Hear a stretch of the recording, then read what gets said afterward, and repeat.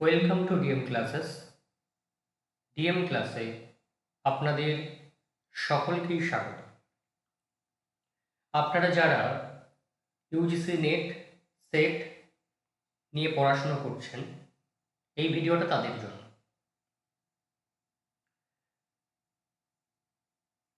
আমরা আজকে আলোচনা করব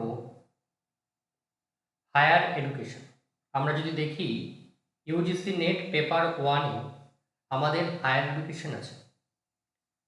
এই হায়ার এডুকেশনের এ পর্যন্ত যত এমসিকিউ নেটের পরীক্ষায় এসেছে প্রত্যেকটা এমসিকিউ নিয়ে আলোচনা করব এবং তার প্রপার ব্যাখ্যাও আমরা দেখব।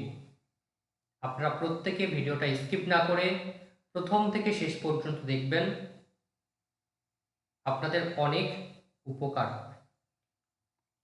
চলুন আজকের আমরা যে প্রশ্নগুলো দেখব এগুলো 2018 সাল থেকে 2004 সালের মধ্যে ইউজিসি নেট পরীক্ষায় এসেছিল এবং হায়ার এডুকেশন থেকে যে প্রশ্নগুলো হয়েছে আমরা সেই প্রশ্নগুলো এবং তার উত্তর এবং যথার্থ কিনা সেগুলো আমরা অ্যানালাইসিস সহ দেখে নেব।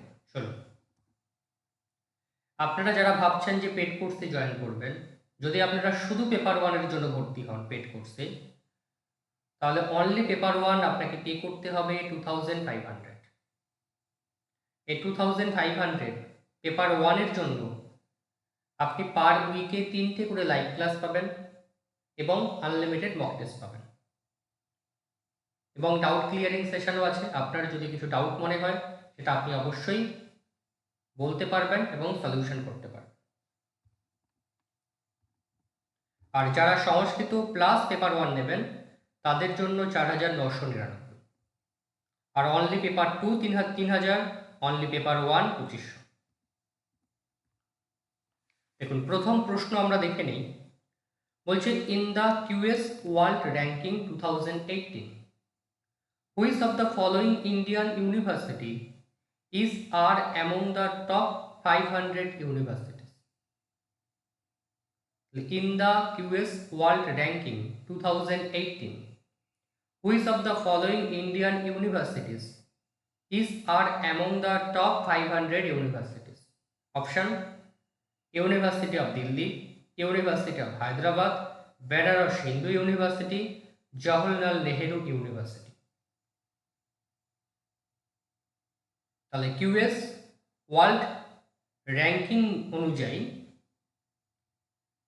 হিন্দিতে বলা হচ্ছে, নিম্নলিখিত में से कौन सा भारतीय विश्वविद्यालय शीर्ष 500 বিশ্ববিদ্যালয় में शामिल है।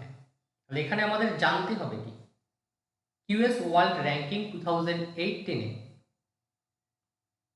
টোটাল যে 500 ইউনিভার্সিটির কথা বলা হচ্ছে, এই 500 ইউনিভার্সিটিগুলো কি কি?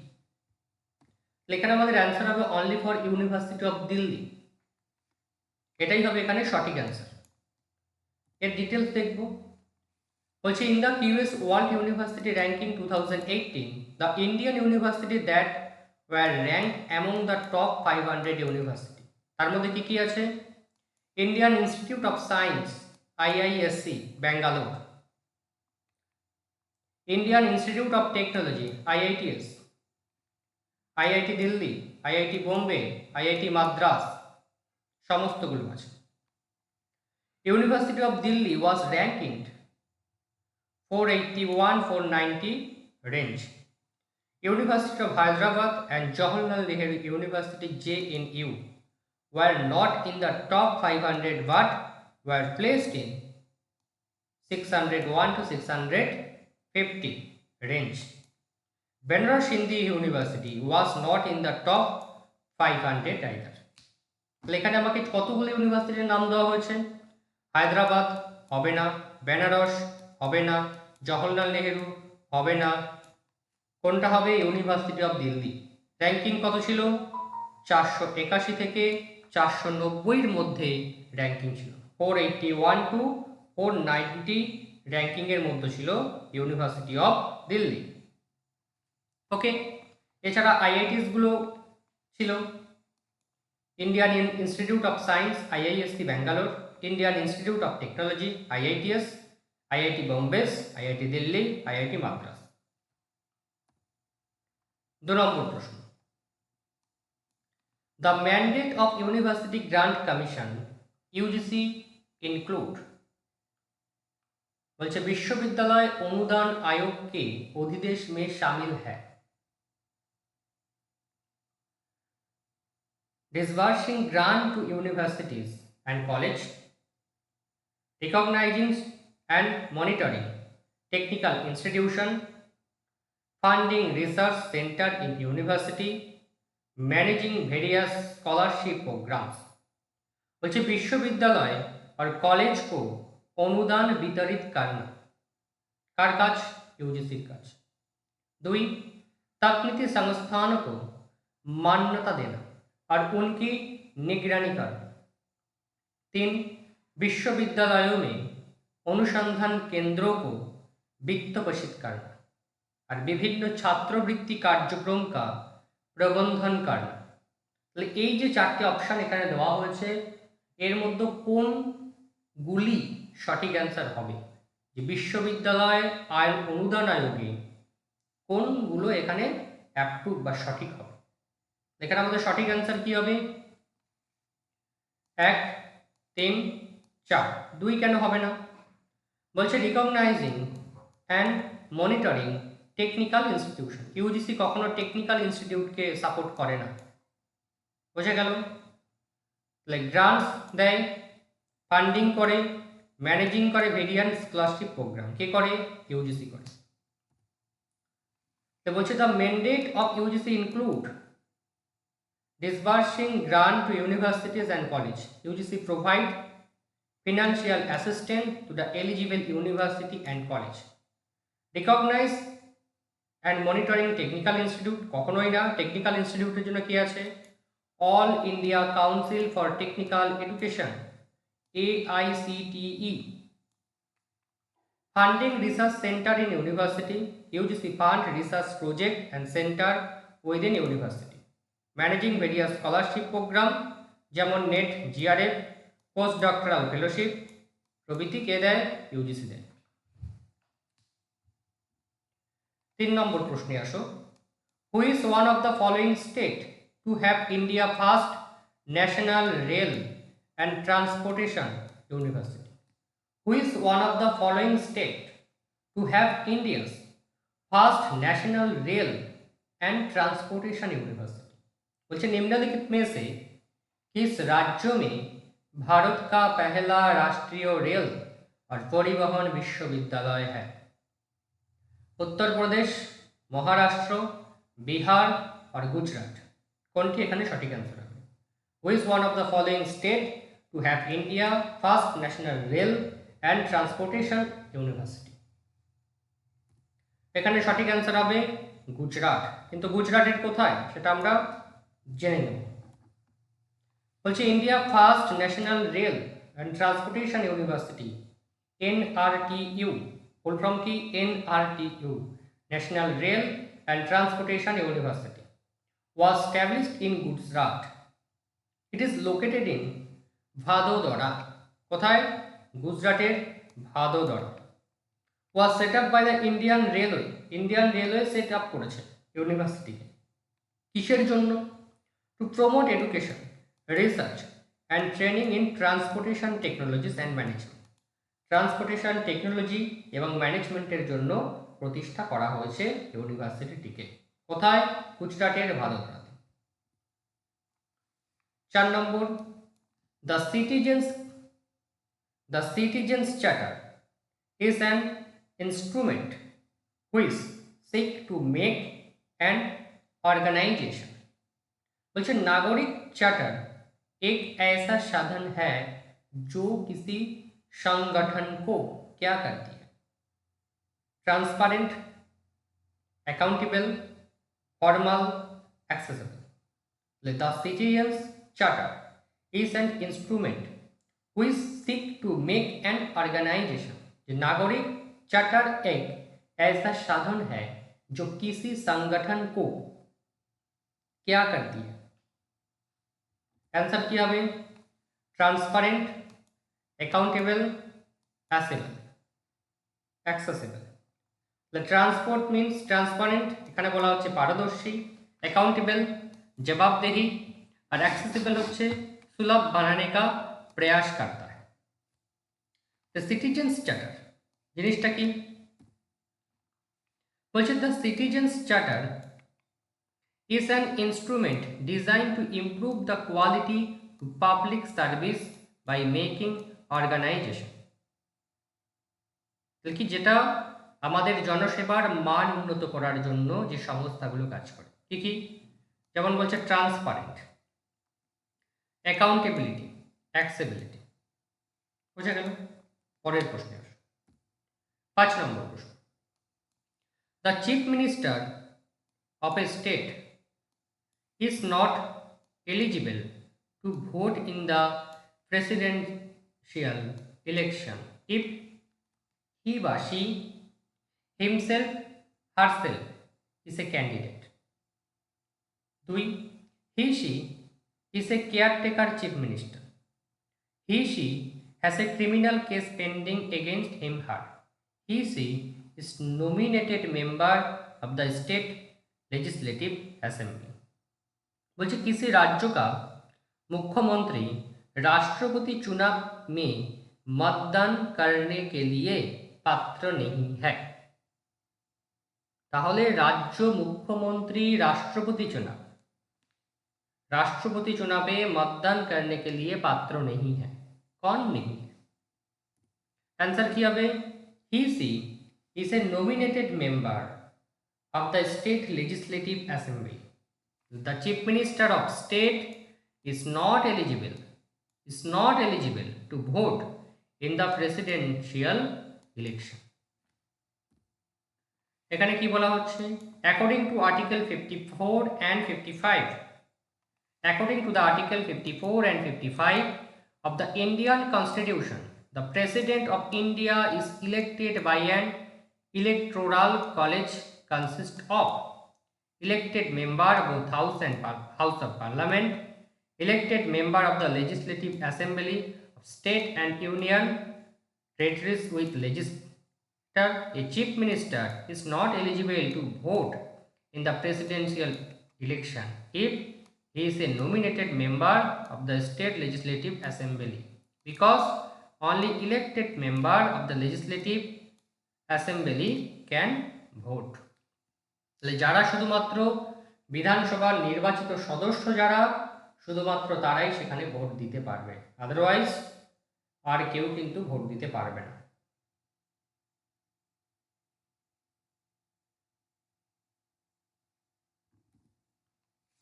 6 নম্বর প্রশ্ন।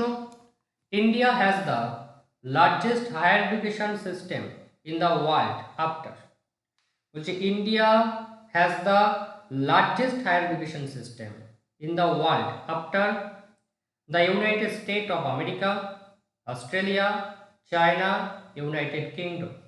বলছে select the correct answer from the code given below. তাহলে কোনটা আগে কোনটা পরে? এখানে আমাদের বলেছে ক্রম ওয়াইজ সাজাতে বলেছে। তো India was the largest higher education system in the world after, মানে কে আগে হবে কে পরে হবে। ঠিক আছে, এখানে আমাদের অ্যান্সার কি হবে? দুজন আছে, একটা হচ্ছে ইউনাইটেড স্টেট অফ আমেরিকা আর China. India largest higher education system after America and চায়নার পরে হচ্ছে ভারত। Ranking of the higher education system by size, United State হচ্ছে largest, China second largest, India হচ্ছে থার্ড লার্জেস্ট। 7 নম্বর প্রশ্ন। Prime minister research fellowship is for student pursuing PhD programme in. বলছে prime minister যে research fellowship is for student pursuing PhD programme, যে স্টুডেন্টরা PhD pursuing করছে in state and central university, IISc, IITs, NITs, IISERs, IIITs. 3 নম্বর IISc, IITs, NITs, IISERs, IIITS state and central university. Next IITS and IISc হচ্ছে prime minister research fellowship. যারা PhD করছে কারা পাবে বলছে প্রধানমন্ত্রী অনুদান अनुसंधान फेलोशिप निम्नलिखित में से पीएचडी कार्यक्रम करने वाले छात्रों के लिए কাদের জন্য only for IITS and IICS কি বলা হচ্ছে এখানে।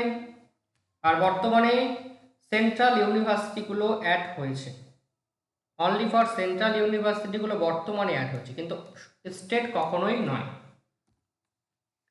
বলছে the prime minister research fellowship PMRF, prime minister research fellowship PMRF is awarded to the exceptional student pursuing a PhD program in top technical institute in India. Top technical institute in India. Initially, PMRF was only the student from IICS and IITS, but later it was expanded to include IICS, IITS, NITS, IISERS, IITS and Central University. Central University মধ্যে selected institute were added later. Okay. Next. The purpose of value education is best served by focusing on. The purpose of value education is best served by focusing on cultural practice prevailing in the society, norms of conduct laid down by a social group, concern for human value, religious and moral practice and institution. Which is the purpose of the value education. Value education এর purpose কি? Value এডুকেশনের কাজ কি বলছে concern for human value. Value education কি কাজ করে? Concern for human value, মানবীয় মূল্য কি প্রতি চিন্তা করती है। So what is the value education? বলছে the purpose of value education is to develop ethical, moral, social responsibility in individuals. While cultural practice, social norm and religious instruction can influence values, the best approach to the focus on the universal human value such as truth, compassion, integrity and respect for the others. মূল্যবোধ কি করে? শিক্ষার উদ্দেশ্য হলো ব্যক্তিদের মধ্যে নৈতিক সামাজিক দায়িত্ববোধ গড়ে তোলা, সাংস্কৃতিক অনুসরণ, সামাজিক রীতিনীতি, ধর্মীয় নির্দেশনার মূল্যবোধকে প্রভাবিত করা এবং সর্বোত্তম পন্থা হলো সত্য, করুণা, সততা এবং অন্যদের প্রতি শ্রদ্ধার মতো সার্বজনীন মানবিক মূল্যবোধের উপর মনোনিবেশ করা। 9 নম্বর প্রশ্ন, which of the following statement are correct about deemed university. তাহলে ডিমড ইউনিভার্সিটি সম্বন্ধে আমাদের জানতে হবে। অপশন বলছে the governor of the state is the chancellor of the deemed university. They can design their own syllabus and coursework. They can frame their own guidelines regarding admission and fees. They can grant degrees. Which of the following statements are correct about deemed university? Deemed university সম্বন্ধে সঠিক উত্তরটা কি হবে? বলছে the governor of the state is the chancellor of the deemed university. যে राज्यपाल deemed विश्वविद्यालय का कुलाधिपति होता है। They can design their own syllabus and course work, ये अपना पाठ्यक्रम स्वयं तैयार कर सकते हैं। They can frame their own guidelines regarding admission and fees, तारा तादेर प्रवेश एवं शुल्क सम्बन्धे स्वयं दिशा निर्देश तैयार कर सकता है। दे कैन ग्रांट डिग्री, ये डिग्री प्रदान कर सकती है। তাহলে এর মধ্যে কোন স্টেটমেন্টটা কারেক্ট হবে? এখানে তিনটেই কারেক্ট, বি সি ডি। বলছে they can design their own syllabus, course work, frame their own guidelines regarding admission and fees, they can grant degree. এবার আমরা দেখে নেব ডিমড ইউনিভার্সিটি সম্বন্ধে। বলছে deemed university or deemed to be university is an institute that has been granted the state of university by the University Grant Commission under Section 3 of the UGC Act 1956. তাহলে deemed university সম্বন্ধে যে বিভিন্ন আলাপচারিতা এবং আইন 1956 সালের UGC আইনের 3 নম্বর section ধারায় এটা বলা হচ্ছে। বলছে চেকিং দ্য স্টেটমেন্ট, বলছে they can design their own syllabus and course work. অবশ্যই তারা তাদের নিজেদের মতো সিলেবাস তৈরি করতে পারে, তারা অটোনমি বডি একটা। They can frame their own guidelines regarding admission and fees, তাদের এই ফ্লেক্সিবিলিটি দেওয়া আছে যে fee structure subject to UGC regulation. They can grant degree, they have the authority to confer degree like a university, তারা ইউনিভার্সিটির মতোই degree দিতে পারে। আর একটা অপশন দেওয়া ছিল the governor of the state is to be chancellor of the deemed university, রাজ্যের governor হলেন ডিমড বিশ্ববিদ্যালয়ের চ্যান্সেলর। এটা ভুল, কেন? বলছে unlike state university where the governor act as chancellor, deemed university have their own appointed chancellor often the head of the institution. তো deemed ইউনিভার্সিটির নিজস্ব চ্যান্সেলর থাকে, ঠিক আছে, প্রায়শই বিভিন্ন প্রতিষ্ঠানের। এরপরে আসো 10 নম্বর প্রশ্ন, which of the following are the demerits of globalisation of higher education. বলছে which of the following are the demerits of globalisation of the higher education. उच्च शिक्षा के वैश्वीकरण में निम्नलिखित में से कौन सी दोष है? बोलছে expose to global curriculum, promotion of elitism in education, commodification of higher education, increase in the cost of education, बोलছে वैश्विक पाठ्यक्रम से परिचय, शिक्षा में अभिजात्यवाद की बढ़ावा, उच्च शिक्षा का वस्तुकरण और शिक्षा की लागत में वृद्धि। কোনটি এখানে সঠিক অ্যান্সার হবে? যে which of the following are the demerits of globalisation of higher education, जो उच्च शिक्षा के वैश्वीकरण में निम्नलिखित में से कौन से दोष है? তিনটেই এখানে দোষ, বি সি ডি। বলছে promotion of the elitism in education, যে শিক্ষায় আভিজাত্যবাদকে বাড়ানো, উচ্চ শিক্ষার বস্তুকরণ আর শিক্ষার লাগাত মে বৃদ্ধি, শিক্ষা কি লাগাত মে বৃদ্ধি, এই তিনটে এখানে দোষ, ভুল। বলছে demerits of globalisation of the higher education, যে উচ্চ শিক্ষায় বিশ্বায়নের অসুবিধাগুলো কি? শিক্ষায় আভিজাতদের প্রচার, উচ্চ শিক্ষার বাণিজ্যিকরণ এবং শিক্ষার ব্যয় বৃদ্ধি করা। আর expose to the global curriculum, বিশ্বব্যাপী পাঠ্যক্রমের সঙ্গে পরিচয়, এটি আসলে বিশ্বায়নের একটি সুবিধা। This is the actual of the merit of globalisation as it enhance learning through diverse perspective and international standard. এটি বিভিন্ন দৃষ্টিভঙ্গি এবং আন্তর্জাতিক মানের মাধ্যমে আমাদের শিক্ষাকে উন্নত করার চেষ্টা করে।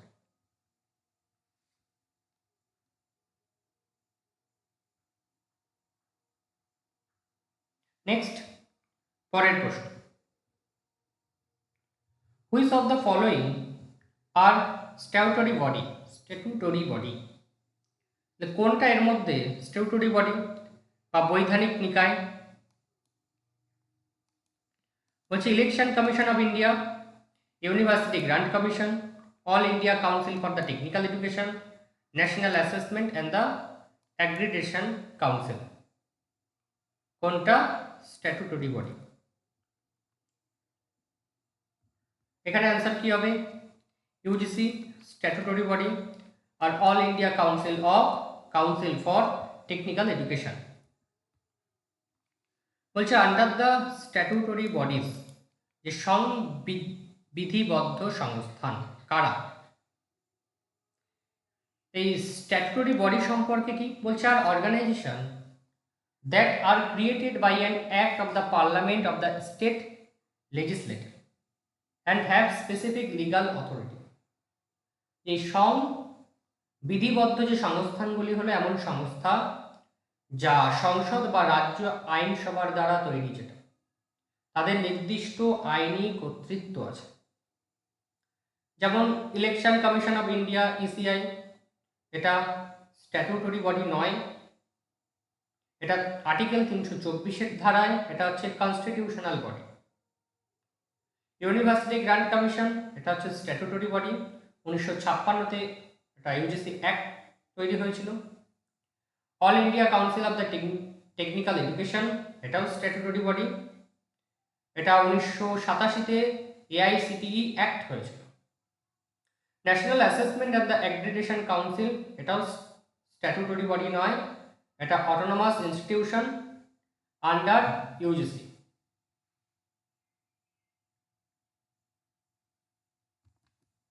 পরের প্রশ্ন, which of the following statement are correct about distance education in India?